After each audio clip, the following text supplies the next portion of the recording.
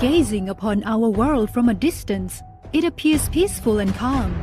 But the reality is far different. The repercussions of climate change are approaching us all, and we all contribute to this impact.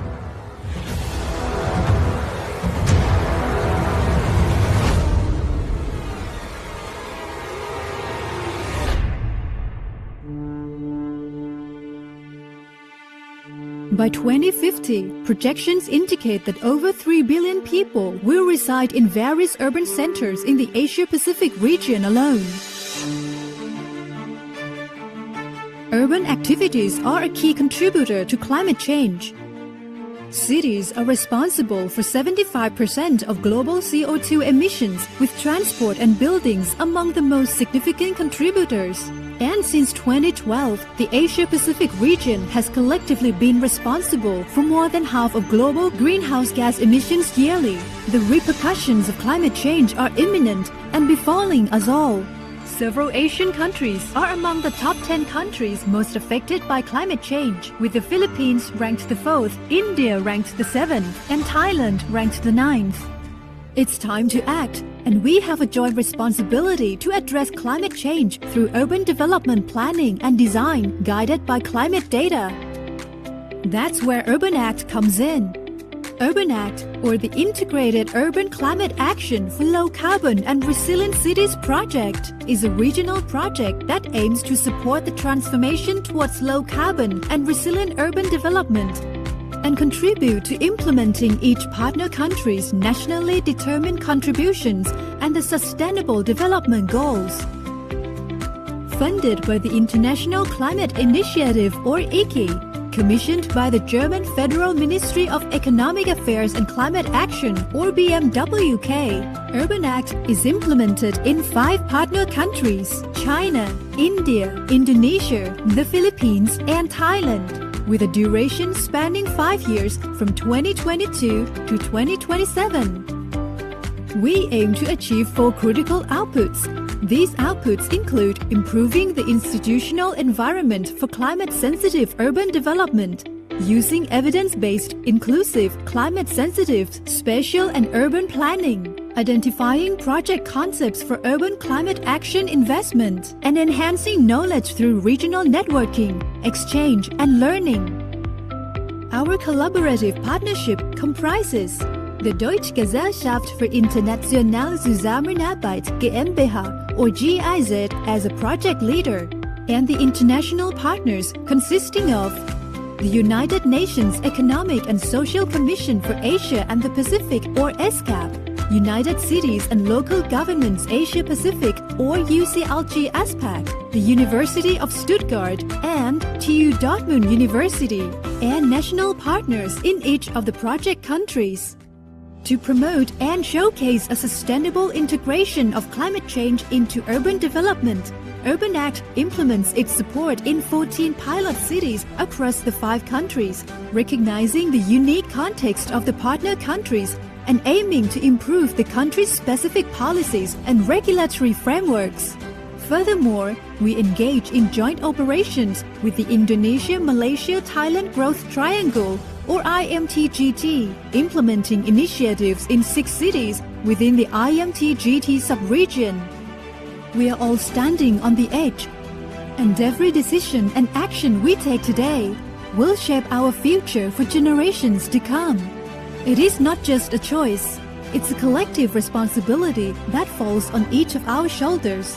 It's time for us to unite and journey towards low-carbon, resilient urban development. Join us in the Urban Act Joint Action for Climate-Friendly and Resilient Cities. We are stronger if we are together.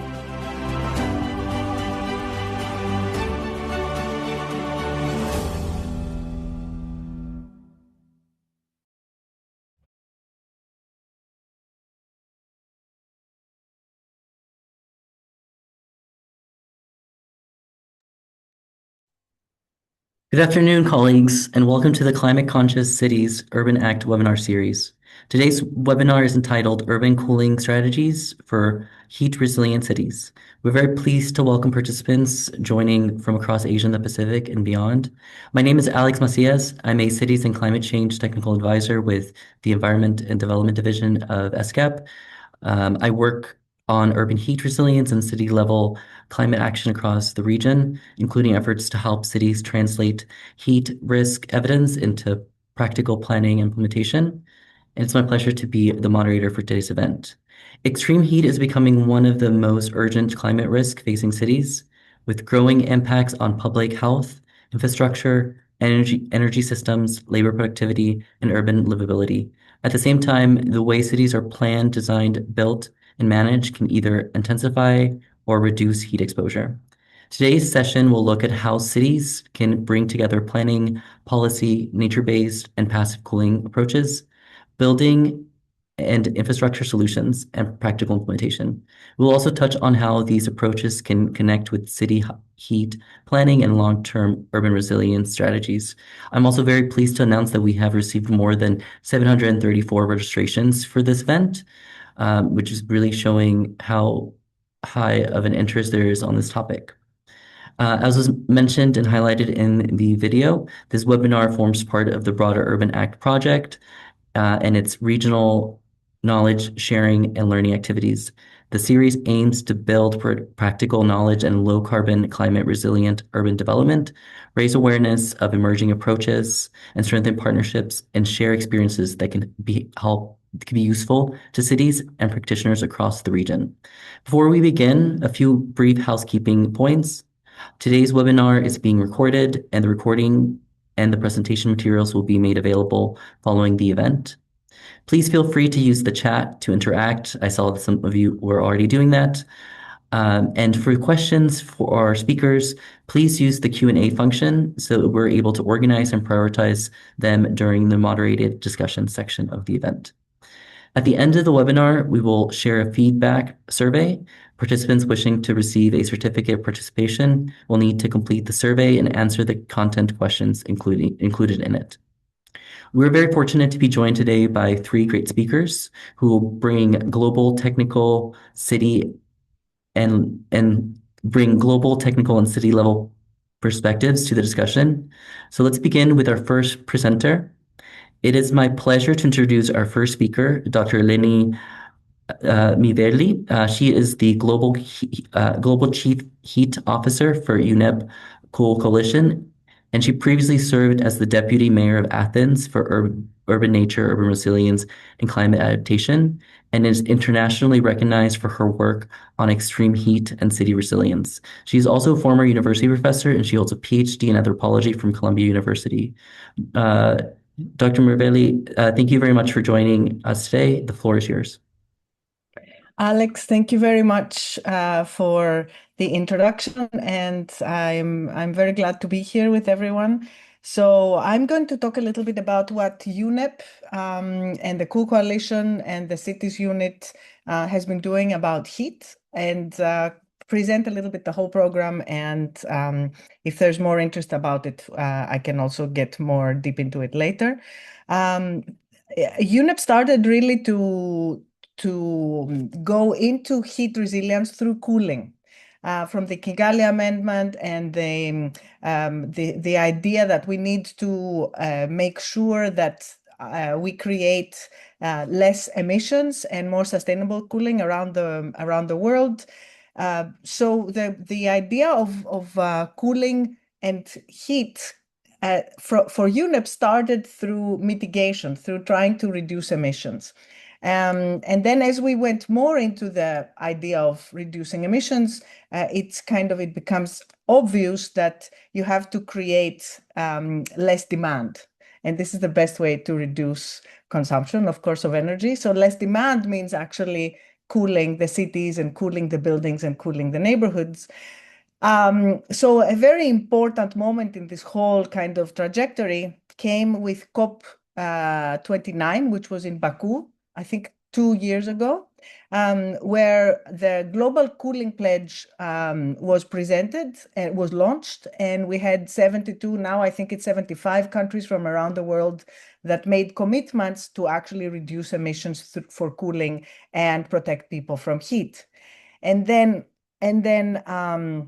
last year in Belém, in the COP of Brazil, together with Brazil, because Brazil had this big kind of idea of mutirão, which means if we work together, we can kind of create a drive and we can achieve things. So together with Brazil, UNEP created a mutirão, which was an implementation drive called Beat the Heat. And the idea was that you need to get the cities involved and the countries need to bring cities in and to operationalize, to actually start implementing this idea of cooling. And so we opened up this Beat the Heat and invited cities and invited different partners and then invited also countries. I mean, the countries were already kind of part of it through the Global Cooling Pledge. But the idea was to work on three basic buckets of action. The first one had to do with planning and with mapping heat impacts on cities and on populations and on economies, and trying to figure out where the hotspots are and create heat action plans that have the right kind of priorities.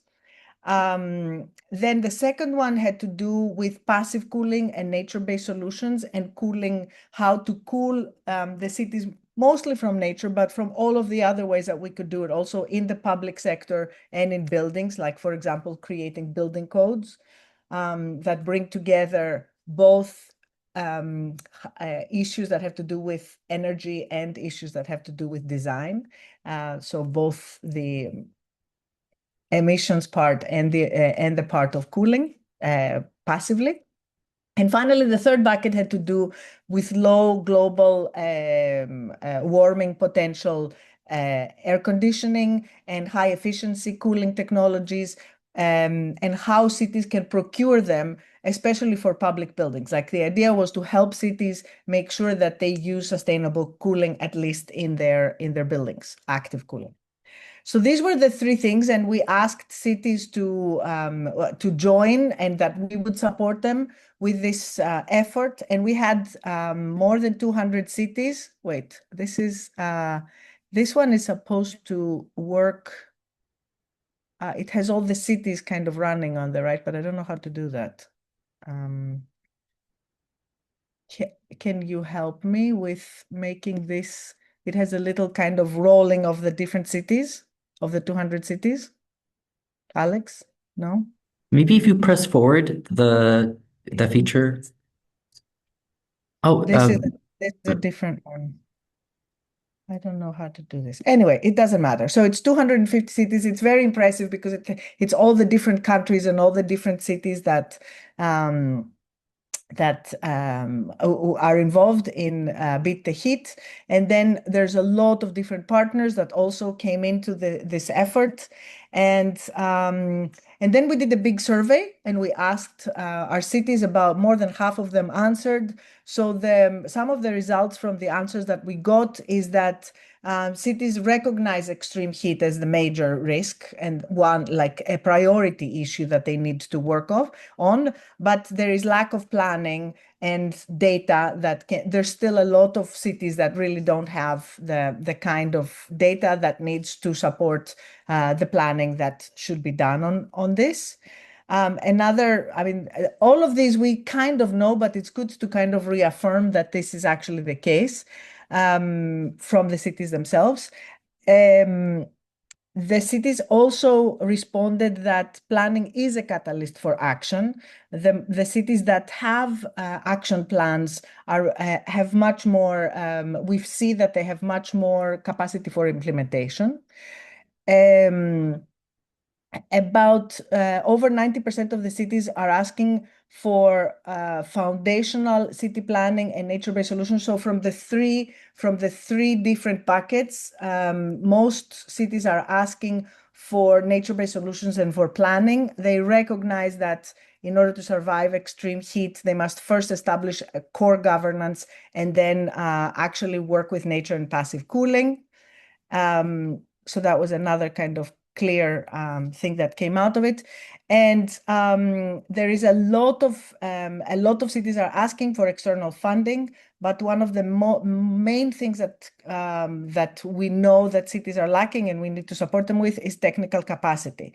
Technical capacity seems to be one of the most important challenges that cities are facing today. So this is another kind of clear thing that came out. So supporting them with these types of data and planning and the kind of work that ESCAP has been doing and the kind of work that we're really supporting cities to do is very foundational, and we all recognize that this is really important because it also can build capacity within the cities to help with different things. What is important with Beat the Heat and is that it's linked to the Global Cooling Pledge and it's linked to different countries.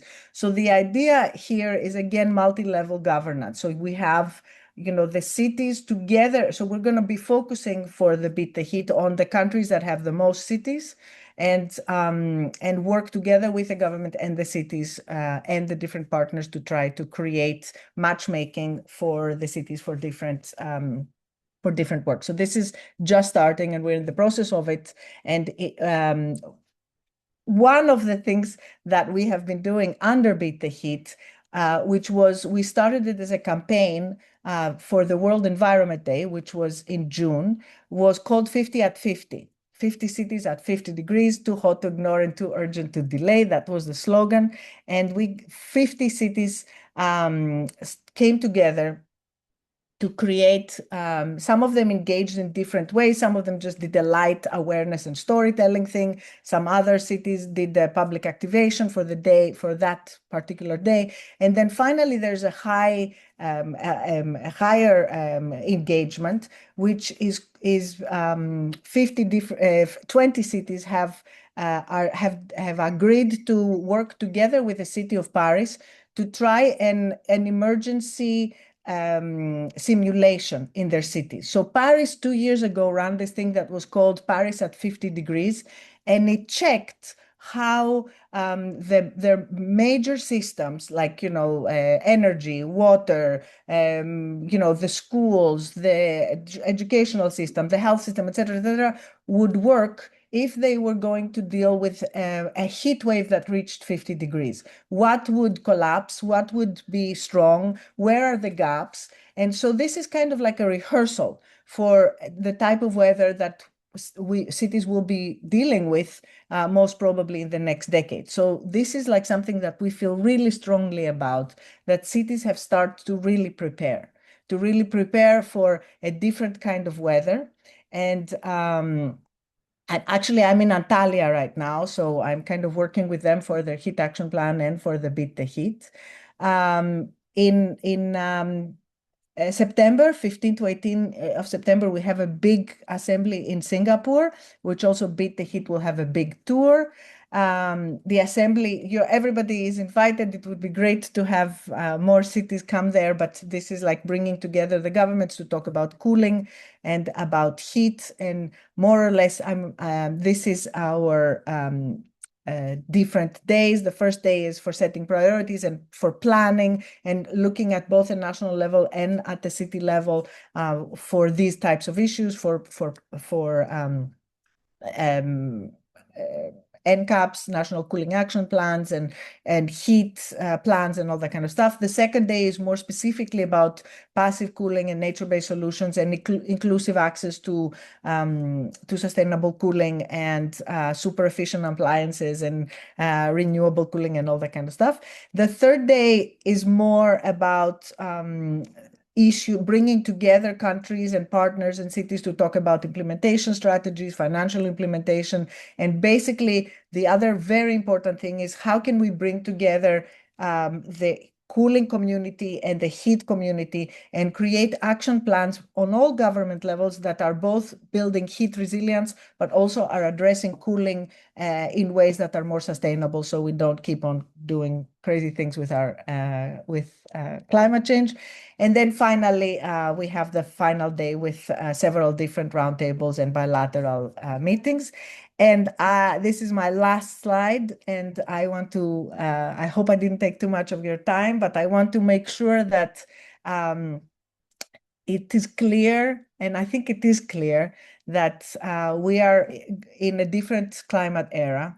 And we see what's happening right now in Europe with the incredible fires. It's all about heat, the droughts, the fires, the extreme rain. Heat is really a new operating system that we're all going to be working within, which means that all of our different systems have to adjust. It's a whole new reality. So extreme heat is a governance challenge. Extreme heat is an equities challenge. And of course, as Alex said, an urban planning priority. This is not just a weather event. This is a new climate reality. Thank you very much. Eleni, thank you so much for providing that global perspective and highlighting the great work being done at UNEP, especially with Beat the Heat with the initiative, and also for highlighting the need for data and just supporting in the planning process, as well as mentioning a lot of great items like the need for technical capacity building, especially when it comes to data and planning, and the need for creating action plans that really address cooling. And we're looking forward to having a more in-depth conversation during the Q&A. So now I would like to invite our second speaker, Roopa Nair. She is a climate and infrastructure specialist with more than 16 years of experience across sustainable buildings, climate policy, and development finance. Her work has included climate smart buildings, thermal comfort in affordable housing, building energy efficiency, infrastructure finance, and sustainable real estate. She's also co-founder and director of programs at Integrative Design Solutions. And she will be talking a lot about cooling. Roopa, we're very pleased to have you with us. The floor is yours. Thank you so much, Alex. Hi, everyone. Today, I'll be talking about urban cooling solutions and technologies. I would say this is the correct topic at the correct time. Just to set the context. Okay, the slide is not moving. Okay, yeah. So extreme heat is no longer an exceptional event. It is becoming a new normal. And another thing, according to IPC, as the global temperature rises, the extreme heat events are becoming more frequent and more intense. And events that historically occurred once in 10 years or once in 50 years are occurring more frequently now and with severe intensity. And this has translated the higher risk to health, infrastructure, economy, and ecosystem. Next slide. So why do we focus more on cities? Because the extreme heat impacts are concentrated in the cities. More than half of the world's population lives in urban areas, and cities consumes almost 3/4 of the global final energy use. And cities account for 75% of the CO2 emissions from the global final energy use. At the same time, developed dense built environments, limited vegetation, and rapid urbanization, and also the heat waste from the buildings and the vehicles further amplify the urban temperatures. This makes the cities highly vulnerable to the heat. But having said that, it also gives cities as an effective scale for implementing urban cooling solutions. Next slide. Yeah. Let's look at what is a urban heat island. The cities experience an additional layer of warming. The urban area experience higher temperatures than the surrounding rural regions because the natural vegetation has been replaced for buildings, roads, or hard surfaces that can absorb and store heat. And the waste heat from vehicles, industries, and air conditioning further amplifies this urban temperature. As a result of this, what happens is the cities not only become hotter during the day, but it also remain warmer at night. And this increases the heat stress, energy demand, and health risk. So the question then becomes, how do we cool our cities? So the simple answer is there is no simple answer. We need to make interventions at multiple scales. The effective cooling requires integrative strategies, and it has to scale from a human scale to building, neighborhood to city scale.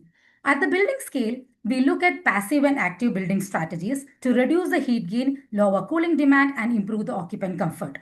While looking at the neighborhood scale, we look at blue-green infrastructure, including the trees, roofs, water bodies, which cool down the neighborhoods through shading. They improve the air circulation and also enhance the environmental quality. At a city scale, what we'll be looking at is the integrated urban planning, policies and infrastructure to promote climate responsive design while ensuring there is long-term urban heat resilience. Across all of these scales, the passive cooling strategies provide the foundation for reducing the heat gain and improving the thermal comfort. So let's look at some of the passive cooling strategies. What do you mean by passive cooling strategies? They aim to reduce thermal comfort and they reduce the heat gain and improve the thermal comfort by working with the site features, the climate, building design and materials rather than relying on mechanical cooling. So the site-oriented strategies, the characteristics of the site become the part of the cooling solution. So if you look at the outdoor vegetation, be it the canopy of a tree or a green corridor, they provide shade and also cool down the surrounding air through evapotranspiration. The water features creates a localized cooling if that is designed appropriately. The topography influences the solar exposure and the wind movement, while the cool pavement or the permeable pavement reduce the amount of heat absorbed and re-radiated into the urban environment. The next set of strategies would be design oriented, and this decision has to be taken early in the design phase. So one of the strategies is correctly orienting the building. Take advantage of the orientation and orient the longer axis across north-south can reduce the solar heat gain into the building. While we look at massing, compactness is the key. The idea is to have a lower ratio of surface area to the volume, thereby reducing the net solar gain into the buildings. Window to wall ratio is another important aspect. I would say when designing for glazing, use it judicially and wisely. Glazing is required for the openings and the daylight, but it has to be carefully managed. The next set of slides talk about ventilation. Ventilation is one of the cheapest and effective passive cooling strategies. One has to take advantage of the prevailing winds to ensure that there is natural and cross ventilation. The stack ventilation basically works on the simple principle, the hot air rises. So if you have provided openings on higher above, the hot air automatically escapes through it because the cool air from the bottom openings will flush it through. Looking at thermal mass, I would say thermal mass act as a battery storage. During the day, the walls or the floors has a tendency to absorb and store heat temporarily and thereby delaying the transfer of the heat from the outside to the inside. At the same time at night, if it is not properly ventilated, they dissipate that heat into the building. But if the building is ventilated, the outdoor night cooler air will flush out the heat, the stored heat inside the building and reset the thermal mass for a new beginning for next day. But designing a good building alone is not enough. What the materials and the technologies we select is equally important. We look at insulation. It could be wall insulation, floor insulation, or roof insulation or cool roofs. The cool roofs can use light colored or reflective surfaces to reflect more heat. It could be just a paint or a use of a tile or something like a insulation material like a expanded polystyrene, foam concrete, or mineral wool. Again, glazing. While using glazing, use it very wisely and judicially. We need the daylight inside, but at the same time, we have to limit the solar heat gain into the building.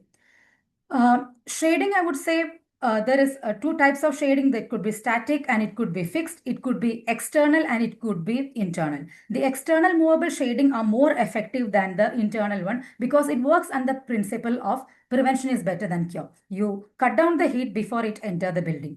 Looking at the green wall features, it adds the shade and cool down the surrounding air through evapotranspiration. So these are the passive cooling strategies we can look at, and integrating passive cooling strategies is easier in newer buildings. And whenever there is a discussion about building codes or policies, everyone talk about new buildings. But if you look at the global context, 80% of the buildings that will be there in 2050 is already here. And we look at the GOBS data, that is a geospatial open building stack data from AAA. 189 million buildings are already there in India, out of which 84% is the residential built-up area. And if you look at the indicative share of the floor area, which is potentially constructed of 2016, there is 56% residential and 45% selected commercial, which can be approached as an immediate retrofit potential. We cannot be talking about climate resilience or heat resilience without considering this major chunk of buildings, especially when buildings account for 37% of the global emissions. And we are talking about 80% of that right now. So let's look at how the retrofitting done in two different typologies. So residential retrofitting is driven mainly by the rising cooling demand, exposure to heat, and also highly inefficient thermal envelope. At the same time, the growing use of cooling appliances increases the electricity cost and raises concern about the energy affordability. So the goal here is to keep the inter comfort without locking the household into high electricity consumption. So how do we go about that? Passive first is a way to go about it. It can be done simply with three principles: shade well, insulate well, and ventilate well. That will lower your cooling demand. And once you have done that, then you can optimize your systems with efficient fans or high efficient cooling systems. And then you can supplement it with the renewable energy and add smart controls and demand flexibility whenever it is available. And the next typology we'll be looking at is the commercial retrofitting. Commercial retrofitting is driven by aging or oversized systems and also outdated controls or years of deferred maintenance. So the successful commercial retrofitting will look like identifying, measuring how the building is performing. For that, you need to benchmark the energy use. And then second method would be to recommission the existing systems. Once you have done that, you can optimize the controls and upgrade your electrical and HVAC equipment. After that, you can improve the envelope. Like I said, there are the three principles. You improve the envelope wherever it is available, and then supplement it with rooftop solar and demand operations and also continuous commissioning. With this, I would like to end my presentation with some of the key points. Urban cooling is a multi-scale challenge. No single strategy can solve urban heat, and design decisions matter. The way to go about it is passive first and mechanical second. Just as energy efficiency is the first fuel, passive design is the first line of defense against urban heat. There is a saying, we do not have to generate, store, or transport the energy we save. So that is the way we should go about it. And retrofitting the existing buildings is central to a heat resilient future. Thank you, everyone. Roopa, thank you so much for your presentation. I think your multi-scale framework is really important work to highlight, and especially the principle of putting passive cooling first and providing it provides a very practical lens for cities. I also really appreciate in your presentation you make it clear that urban cooling is not just a single technology, but that, like you said, there's decisions about the site, the building, the neighborhood, and the city scale also matters. And then you also highlighted the importance of retrofitting for existing buildings. I think that's very important. Thank you so much again. We will now turn to how these issues look from within city government and municipal infrastructure delivery. So our third speaker is Mr.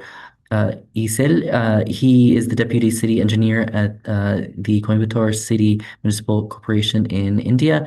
He has more than 18 years of experience in municipal engineering and urban infrastructure development and has worked across urban planning, building approvals, water supply, and sustainable urban finance. Drawing on this experience, Mr. Ezhil will provide a practical municipal perspective to our discussion on urban cooling and heat resilience. Mr. Ezhil, thank you for joining us today. The floor is yours. Yes, sir. Very glad to see you.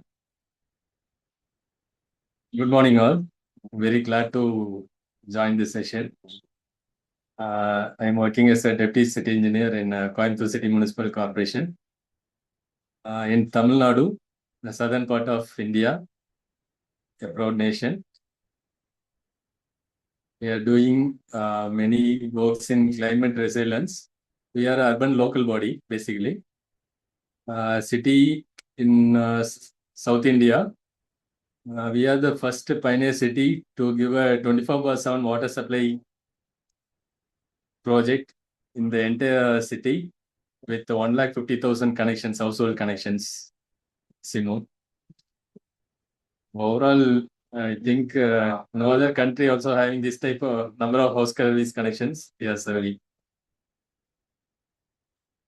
It's audible now, sir, everyone? Yes, you're audible. Please let us know if you would like us to progress or to move forward with the slides.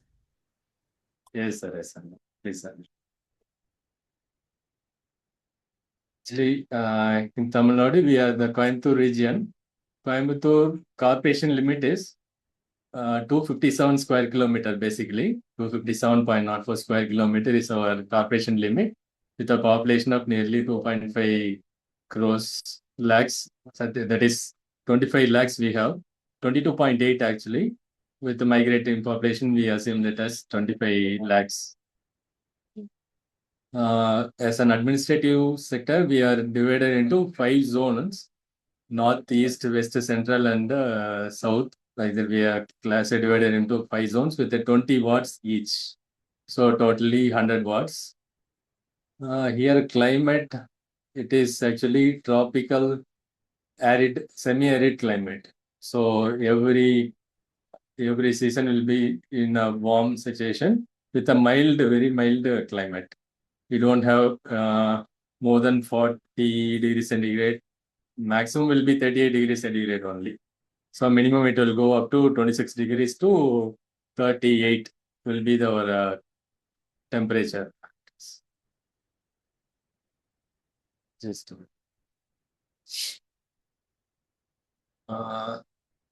we are going with many. Shall we look into the slides now? Actually, basic profile is okay now. You need any other data you need? Anyone can interact now. Would you like us to go to the next slide? Yes, sir. Yes, sir. Yes. They can go for this. Does anyone want to interact, sir? Or shall I present it later? It go for interaction. Just feel free to go through your presentation, and then after your presentation, we'll open Yes. up the Q&A. Okay, sir. Okay, sir. Basically, with respect to our topic, urban climate, we are doing many works in the urban climate resiliences. Actually, the city is fast growing. It is the hub of more mechanical oriented, that is motor parts. Basically, Coimbatore is having well equipped with hospital facilities, basically, and educational institutions. We have more number of educational institutions, and also the mechanical engineering is well versed here. The pumps, valves, and everything will be. Previously, it is called as South Indian Manchester. More number of cotton textile industries were there. Now we are not supported with the cotton industries, so we are gone to education sector, education institutions, and medical hub is the Coimbatore city. And again, since it is fast growing, we are facing the climate changes regularly. So many road infrastructures we have to develop. So many roads we are widening. So that is why we are going for afforestation. Basically, along the roads we have many number of trees. We had large number of trees. Since due to the development of infrastructure, we want to remove the trees. Again, we have replanted to some other area. Again, the life expectancy of the uprooted trees were less. So again, the green cover we are in shortages. So we are in the phase of improving the green cover. Again, the heat stress, that is why the heat stress it happens. Increasing climate risk also nowadays, the climate is becoming drastic. It is going beyond 38. Before and now, it will be only 36 degrees centigrade. More than that, it will not reach. Now we are facing with 38 degrees. In last year, we had a temperature of nearly 40 degrees centigrade at one or 2 days. So that itself, we are feeling more heat.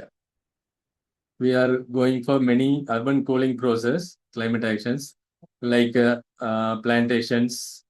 So next slide we can show, sir, so that they can.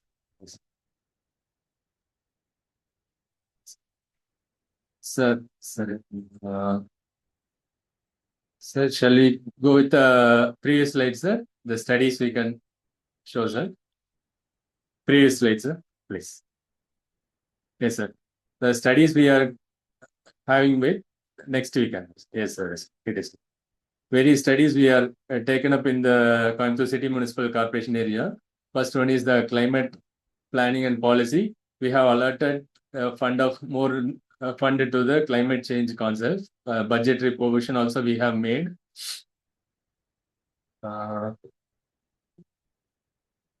Climate planning and policy. Second is geospatial mapping and decision support. Actually, geospatial, we have a specific team with geospatial GIS activities. We have Geographical Information System cell in the corporation. We are having every utilities in the corporation, every assets, everything is being nowadays mapped, and done for analysis. It will be very easy for us to handle. So we are going with many GIS maps. Climate risk and urban heat assessments also we are doing with the GIS maps, so that the administrators easily they can take decision to allocate the funds for in the budgets that happens. And nature-based solutions, green infrastructure, everything we are going. Green infrastructure, actually every OSR lands are now we are going with many type of plantations like Miyawaki. We are going for avenue plantations, many number of plantations we do, so that the green cover we are improving. Again, as a climate resilience, we are going for cool roofing. Roofs we are converting to cool roof, so that the climate we are mitigating. These are the steps we are handling with climate as well as possible. So next slide, sir. Next slide. Shall we go next slide, sir? These are the maps what we have created. So heat island, vegetation loss, wherever the vegetation we have lost the vegetation, that we are trying to replace with the trees, avenue trees also. Even if the OSRs, if it OSR also, we are going to try with the Miyawaki type of forest, so that we can have a dense cover of green. So we are trying with that. Basically nowadays the temperature is getting reduced and the heat map is being in the transformation. We could able to identify the transformation with the help of the maps. We are preparing the maps actually. Next slide. Urban cooling interventions, ground implementation. We had, since it is one of the smart cities, we had many funds based upon smart city funding in our city. So every lakes we have a cascading type of next screen we can. Next thing. Next screen, sir. Yes, sir. So we had, with the help of this smart city funds, we have developed many lakefront developments. You can see the screenshot. That is since from the Chola dynasty of our Tamil Nadu, they have created a cascading type of lakes in our city. So initially there will be a Narsambadi lake. From there, the Western Ghats will be the western side of the city. It is protected by the Western Ghats, and whatever the catchment water received from the Western Ghats will be collected in the streams, and a river named Noyal is running all over the city. From the Noyal river, it will be cascaded. It will be cascaded to every lakes or the lake reservoirs in the city. Basically, 7 lakes were there. In our corporation limit itself, we have 7 lakes. 6 lakes we have upgraded, and lakefront development we have improved with the fund of Smart City Fund. And with the Smart City Fund, we have improved the scenario. The lake restoration projects we had. One is Narsambadi Lake, Krishnambadi, and Selvasindamani, Selvambadi lakes we have. Again, Valangulam, Big Tank, and Singanallu lakes. 7 lakes will be in the cascading type. It will be connected with the Raja Vaikal. It will be called as Raja Vaikal. The channel is named Raja Vaikal. It is connected with the Raja Vaikals. Wherever the one of the lake in the extreme end overflows, it will be traveled. The water will be traveling to the Raja Vaikal, and it will be filling the next reservoir. After filling the next reservoir, the cascading effect will continue to the next reservoir. Like that, every reservoirs are being filled, which helps in our increasing the water table of the entire city. So nearly 40 to 50 feet depth, we have the water table in the city. Basically, northwest region has the elevated portion, and southeast will be the low-lying area of the city. That is how the gradient falls. So similarly, the lakes development. And again, the green cover we are improving along the bunds of the rivers and as well as the Raja Vaikal and channel bunds. The green cover and every native species such as native species plants are being placed over the bunds of the Raja Vaikal and streams and channels. So next is. Mr. Ezhil, apologies. We're running a little bit Yes. over time. Would you mind wrapping up in about a minute? Thank you. Yes, sir. Just last slide, sir. We'll discuss that. This is one of the projects, Semoliponga, with an estimated cost of 218 crores. We supported with 218 crores. This is one of the park, actually garden with 44 acres, sir. In the heart of the city, we have developed the park with the native species, and every parcels we have created with different types of. Actually, in Tamil, in our culture, we have Neithal, Palai, based upon the different climatic sources. So, mountainous region as well as seashore. What are the native species? What are the species over the grasslands and temperate regions? Like that, we have collected many number of species and we have planted in this. We have planted nearly 3,000 to 4,000 plantations over here, and we have reduced the temperature over the heart of the city, sir, with the help of Semoliponga. We have sufficient play fields also we have provided. Children also are spending more time over here. Sir. Yes. Next, sir. Next we can. Green cover and biospheres we are going with, and we are rainwater harvesting structure we are making with the biospheres. And one of the concept called as sponge park we are going with. Rainwater we are going with for many harvesting areas. Again, those areas are being planted with the trees so that the green cover is being implemented over there, sir. Next, sir. Next we can. These are the next slides, sir. These are the examples of that. We have shared some photos. Sashiyavani is one of the area where the transformation you can see, sir. The barren land's been converted into plantations, and now it is a 100% green cover we have made, sir. So next slide, sir. Next slide. So we are planning for giving a citizen's handbook for the Coimbatore. We are preparing and we are about to release, sir. Actually, this year, last year, with a 1 lakh target of plantations, we have achieved with 1.5 lakhs we have completed. So this year, our government have given it as a target of 6.5 lakhs, sir. We are processing with that. We are in the timeline, sir. We have fixed to the timeline, and we have separate wing the horticulture, retired horticulture. So horticulturist. So we are going with the process, sir. Yes, sir. Next, sir. Yes, sir. I hope I could able to cover a few things. Yes, thank you so much. That was great. Thank you for covering the studies that are happening, the Great Lake Restoration, the projects. We'll share your slides with the participants so they can look at the different work being done in detail. So thank you again for your presentation. We'll now move on to the moderated discussion and let audience members the moderated discussion with the audience and the Q&A. So I encourage participants to continue submitting questions through the Q&A function and to allow us to hear from many participants as possible. I may direct a question to one of the speakers or to the variety of speakers. Also for time, I may have to consolidate some of the questions. So I will now look at the Q&A chat box and begin the Q&A.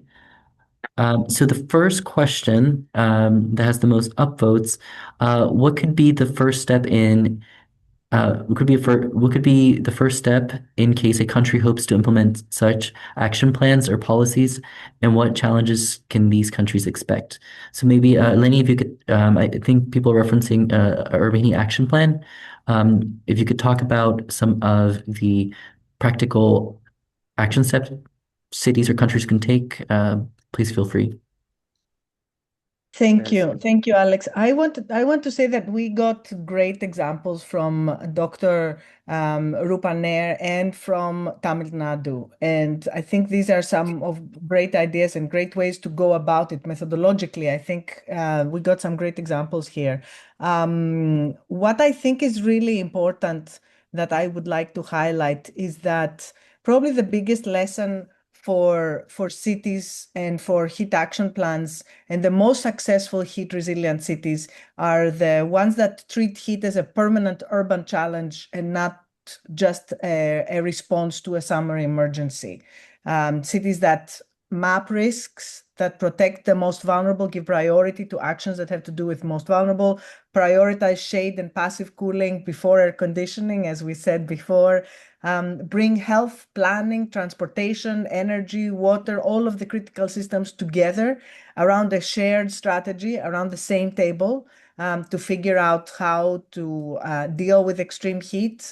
And basically, it's trying to bring both the different levels of government, because it's important to have the central government supporting the cities. It's important for financial reasons, like we are trying. There was another question in the chat about how are we dealing with this. We are trying to kind of make sure that we find the kind of funding that there is some money in central government that can be allocated to cities to do things like green infrastructure, which often costs, and it's not easy for cities to deal on their own, or retrofits or stuff like that. So it's important to kind of align the different types of plans and the different kinds of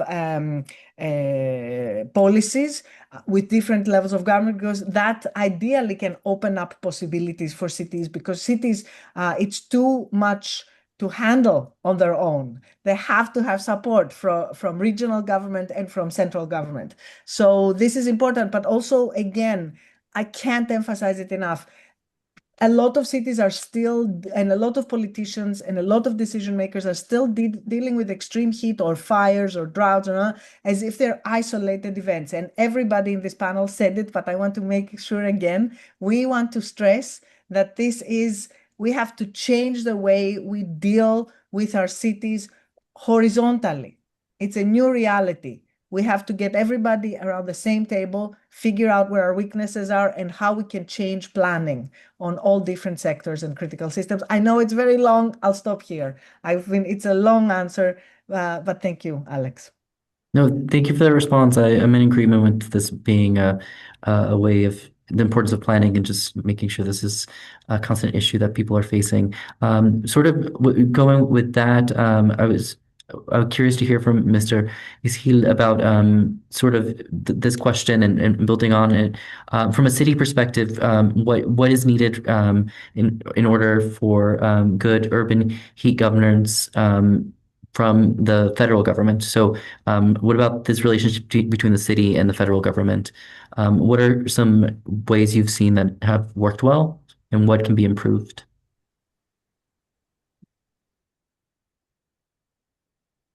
Hello. Just a minute, sir.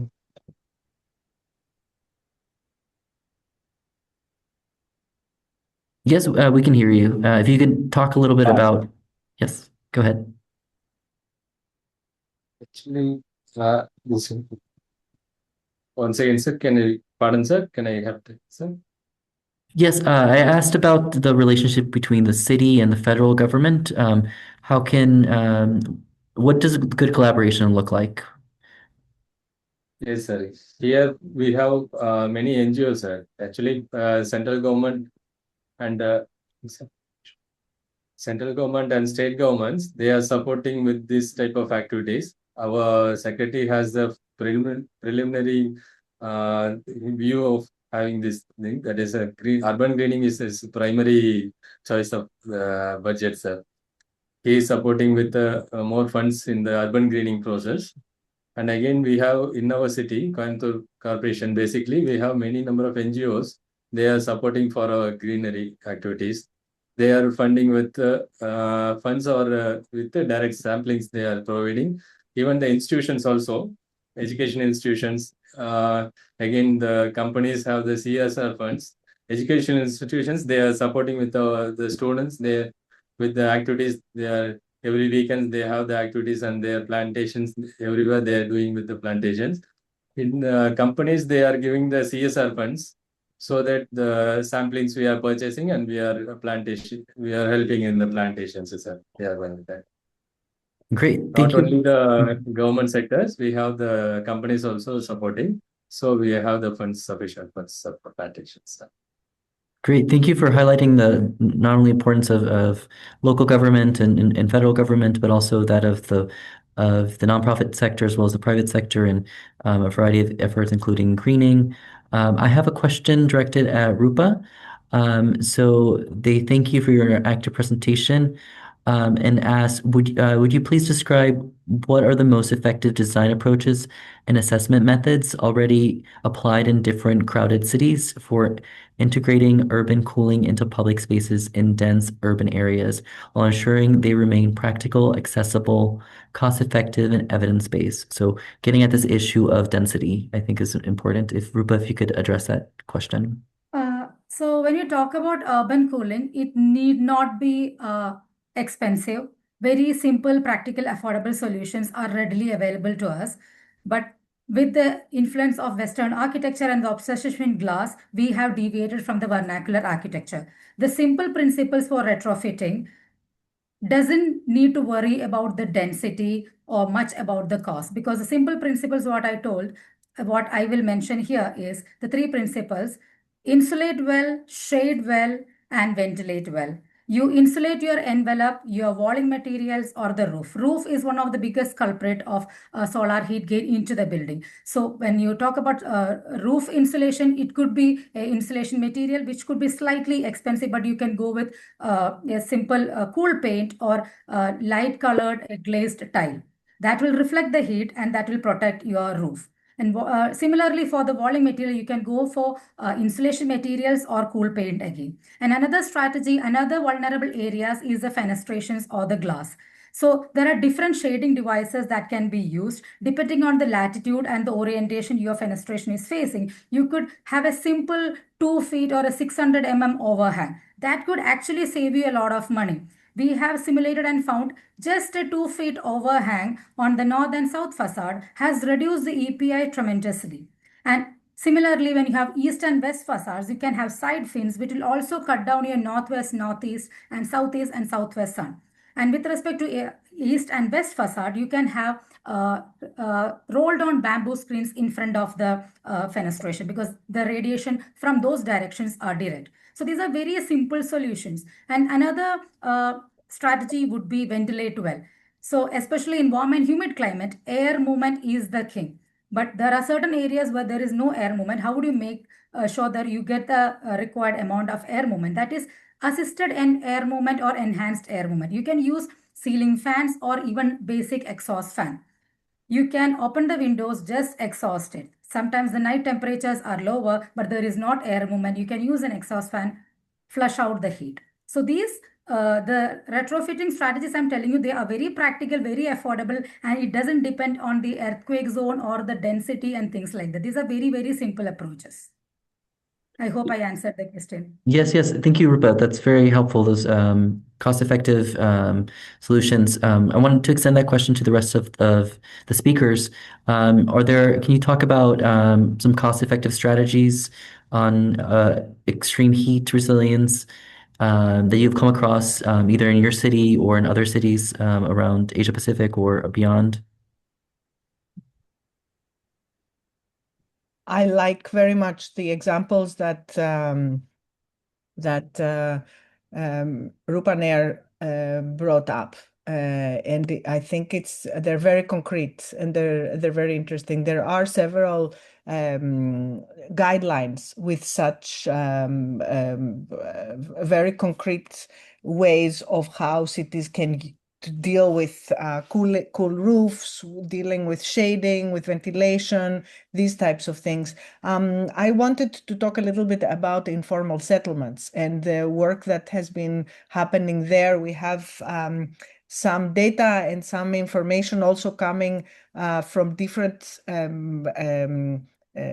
demonstrations that they have done, from materials to shading to special greening of the roofs, etc., that have brought important changes internally in those homes that can be really hellish during extreme heat. And usually, again, as Dr. Roopa said, the roof is probably one of the most important parts of the whole thing in how you can respond. But also, so the type of material you can add to that, or the type of things that you can change, can really make a very big difference inside. Green infrastructure, green and bringing nature into city is super important, and a lot of cities do it in a haphazard way, which is a pity. It should be like, people should really think about where can we put trees that actually do cool, that actually are effective in evapotranspiration, that actually can bring a difference, and not just throw trees anywhere and just plant trees and think about maintenance, because they're live beings. So we have to really think about putting some funding into upkeeping. And the Tamil Nadu example was really nice. It seems like really well done. I want to bring the example also of Freetown in Sierra Leone, where they really identified each tree that they planted. They gave a little bit of wages to people that actually got involved in this huge program that planted millions of trees in Freetown, but also it got the people involved and a little bit of economically supported. And so there was also a stronger tie between the people and the plants. And I just think that that's another good way to go about it, and make sure that the people are stewards of the trees, and maybe in vulnerable communities, helping them a little bit economically with that. Thank you so much for providing those examples. I think it's very helpful. Mr. Ezhil, would you like to add anything to that? If not, I think maybe if you could do maybe a 1-minute recommendation of things you've learned that other cities should consider, I think that would also be very helpful. Yes, sir. Okay, sir. So the points will be better, sir.